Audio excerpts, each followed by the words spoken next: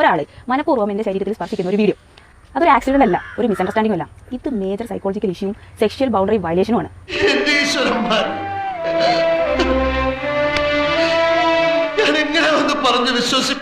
ബസ്സിൽ വെച്ച് ലൈംഗിക അതിക്രമം നടത്തിയെന്ന ആരോപണം നേരിട്ട യുവാവ് ജീവനൊടുക്കി. കോഴിക്കോട് ഗോവിന്ദപുരം സ്വദേശി ദീപക്കാണ് മരിച്ചത്.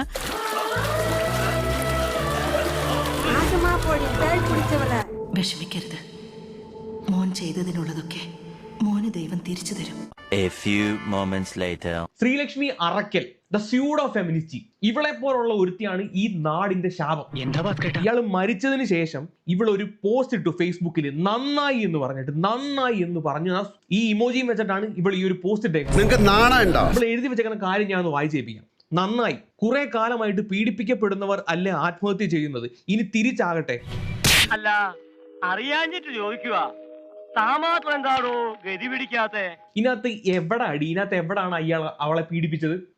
എവിടാണ് പീഡിപ്പിച്ചത്? നീ കണ്ടോ അവളെ പീഡിപ്പിക്കുന്നത്? ഒരു ക്രിമിനൽ വക്കീലിന്റെ ക്രിമിനൽ ബുദ്ധിയിൽ ഞാൻ എന്തൊക്കെയോ ചിന്തിച്ചു പോയി. നീ അത് കാര്യമാക്കണ്ട. എല്ലാം ഞാൻ കടിച്ചു പിടിച്ചോണ്ട് നിൽക്കുകയാണ്. എനിക്ക് ചൊറിഞ്ഞോണ്ട് വരണം, എന്നെ കൊണ്ട് പറയിപ്പിക്കരുത്. ഈ മരണത്തിലൂടെയെങ്കിലും ബസ്സിൽ ആക്രമിക്കപ്പെടുന്ന സ്ത്രീകൾക്ക് നീതി കിട്ടട്ടെ. നീ വലിയ ഫെമിനിറ്റി ആണല്ലോ, നീ എത്ര പേർക്ക് നീതി മേടിച്ചു കൊടുത്തിട്ടുണ്ട്? അല്ലെങ്കിൽ എത്ര സ്ത്രീകൾക്ക് വേണ്ടി നീ പ്രവർത്തിച്ചിട്ടുണ്ട്?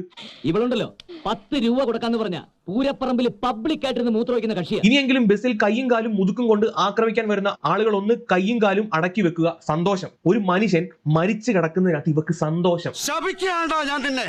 ചത്താലും നീ പുഴുത്തേശാവൂ, ഓർമ്മിച്ചോ? ചത്താലും നീ പുഴുത്തേശാവൂ.